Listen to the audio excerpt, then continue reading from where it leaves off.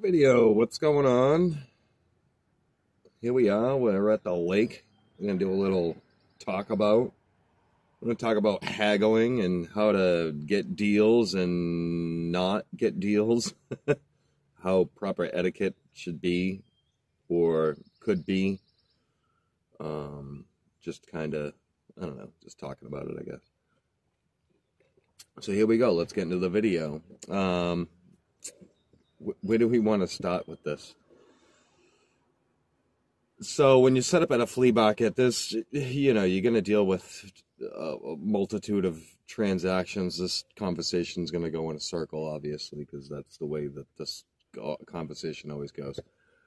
So you're at a flea market, you're setting up, there's a variation of what, you got $1 things to $500 things. So the price variations are thick. So when you have things like that are $1 to $500 with price variations, well, to be honest with you, your consumer is going to get kind of confused because they don't know if you have low end stuff or high end stuff. So that's definitely going to be a learning curve on that. You're going to definitely get a little less money for things that are held to be a little more valuable because they see that you have low-end things, so they think that you're a low-end dealer too. So those things go just hand in hand. I've noticed that, selling to the public at, flea markets and trade shows and stuff like that, it's fun, it's entertaining. You get conversation back and forth. The main goal is to close. That's the main goal to the whole operation. You brought all this stuff to sell it, and sell it to somebody, convert the transaction, provide goods and services, basic things, you want them to like it. You want them to feel happy about the deal that they got. All those, even paying a high price, you could still feel that you got a deal or be happy with what you got, even overpaying on something. So that doesn't really matter. When I try to do what I'm doing, I usually try to let the item speak for itself and just put a decent price on it, not devaluing it too much, but providing value for the customer, leaving money on the end for me, stuff like that. This operation is depends how big you get it, but once you get it a little bit too big, it's very redundant. It's super redundant. You will be moving the same stuff. People say, "Oh, you gotta pack the same stuff up." It's called a rotation for a reason. Yeah, you if you had no inventory, then you'd be just looking to buy and then sell it as fast as possible. There's no real rotation. You can't say something is of value and then devalue it and try and sell it. So if you only have one shot at selling something, then that's hard to do. So the more shots that you have at it, the better luck you'll have at achieving your price. Not everybody that's gonna buy a large iced coffee or whatever, no, everyone's going to buy the large. Some get a small, some get a medium, some get sugar in it, some don't. That's a coffee with sugar in it and crema. So, you only can cater to who actually wants that. Then you have the price, and then you have the close. There's a lot of little factors that you don't really, then the condition, there's a million little factors, to get the deal done. But basically the main goal to doing what you're doing is to close. You want to close. Whether or not that's 50% off, 75, 20% off, full price, it don't matter. You just got to close. That is the key component. Closing. Making them feel good, because then you want the repeat customer. You want a repeat customer. You want to close. Those are just the main freaking goals, no matter what. Whatever you got to do to get that done, that's what you should do. Um, as far as even having something like $50 tied into something, and someone say, hey, will you take 40? Just take the 40 if you've already ran it once or twice. It's like they probably are the person for that, and they probably don't want to pay 50 for it, or they probably don't want to pay 100 or whatever you were trying to mark it up. So then you might have to sell it for $10 less. It is what it is. Pretty big chipmunk right there. Sketchy. So anyway, you know, this things like that, and a lot of this reselling goes into, I don't want to be like buyer and seller manipulation, but yes, it's all one big freaking game. It's all a manipulation game. Many people practice it, at least half from what I've seen. The haggle is the manipulation. Just because you haggle doesn't mean that you're a manipulator or whatever, but it's the manipulation. So the price tag's the price. If the item is provided of value, say it's worth $50 and you're asking 20, I mean, what are we really arguing over, you know? Why do you need it cheaper, you know? I had a lady, you know, buying a. People put me in the worst situations sometimes, and it always happens over a $5 thing, $1 thing. It's never like something for like $1,000, $2,000. They never really bother you. But I was selling like these dough bowls. Okay, I brought them to the flea market. The lady I got them off of was selling them for $20, $15, $18. I'm like, I'll just do 5 and 10. So 5 on the small ones, 10 on the big ones. The one she grabbed was like a medium size, so I just said 5. Forget, you know, $5. She's like, will you take 4? And I'm like, no. And she's like, why? And I said, why do you have to win? Okay, because I'm already providing a value. You're getting a dough bowl for $5. You can't get that anywhere. You can't get it anywhere. Nowhere. So why do you have to do that? And she said because she had to. She said it's just a thing that she had to do, and it is what it is. So I lost the sale. She only wanted to pay 4. No, not in my house. You pay 5. I was already at. Some lady was at 20. I could have been at 10. Now I'm at 5. See, this is the point of the manipulation. See, because if you said 10, oh, they're 10. And then she said, oh, will you take 5? And then you're like, well, yeah, I'll take 5 because I wanted to be at 5. See how the manipulation starts? Nobody wants to do that.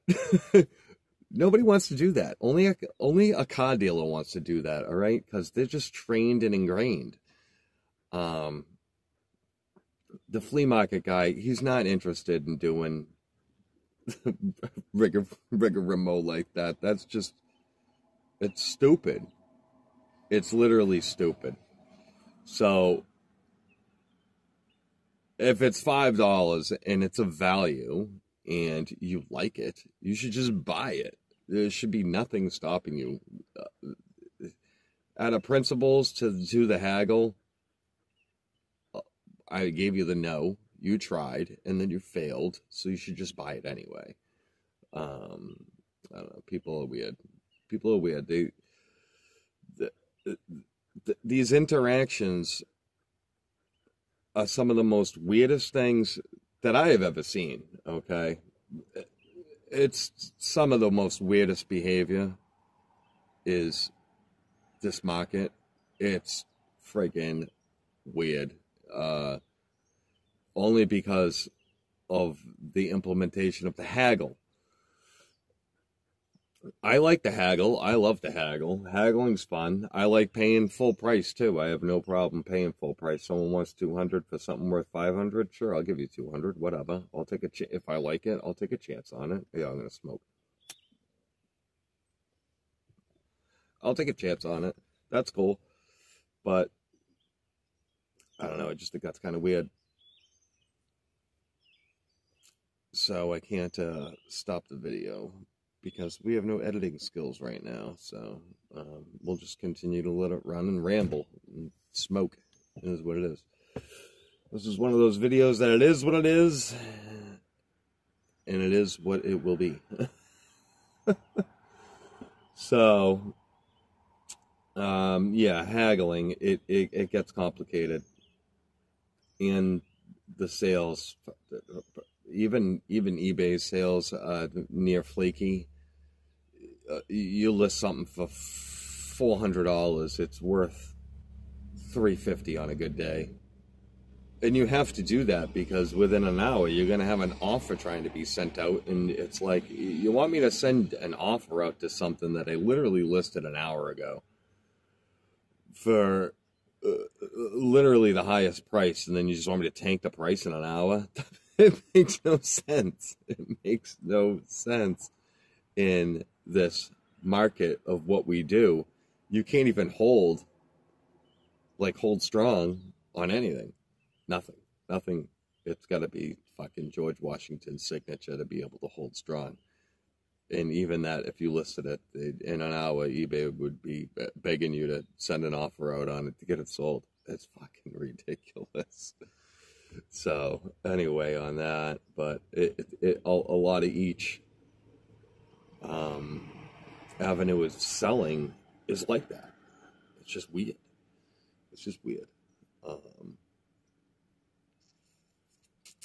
So it's, what is it, the 20th? It's the 20th of June.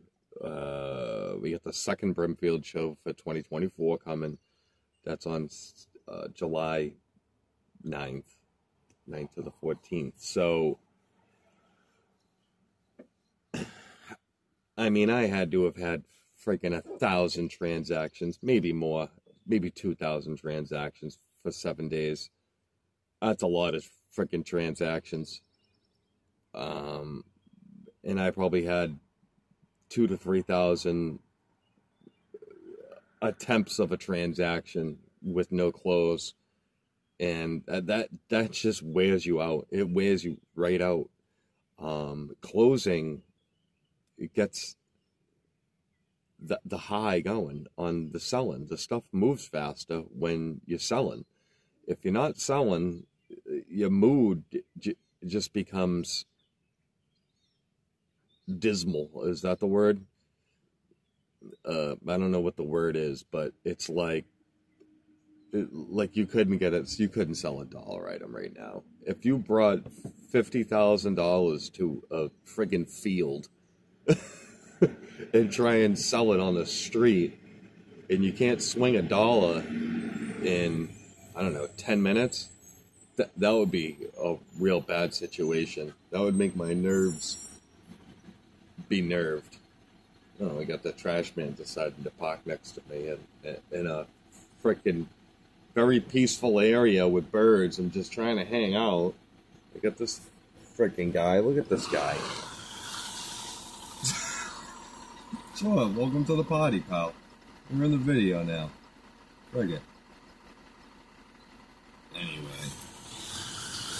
Anyway, so that's all I got. Maybe we'll do a part 2. Yeah, my face is all up in there. Maybe we'll do a part 2. You can't hear me anymore. So look out for the part 2, and we'll keep going with this rant. Let me know in the comments what you think about all this. This is some serious stuff here, because it's all the prices are tanking. All right, you would think prices could hold on used goods right now when the friggin' store charges $1 million for it. You'd figure you could command like a small dollar for it. $20 is just the new. That's what I got. $20 is for the $100 thing. So they want $100 worth of stuff for $20. But yet, when you go to Walmart, you can buy like a package of Post-its for like $5. you do the math on that. I don't know how that works, but it's been working like that. It's not good. My sales are fine because I'm avidly doing what I'm supposed to do, but oof, if you weren't avidly doing what you were supposed to do, God forbid. But anyway, we'll be back, part 2. Peace.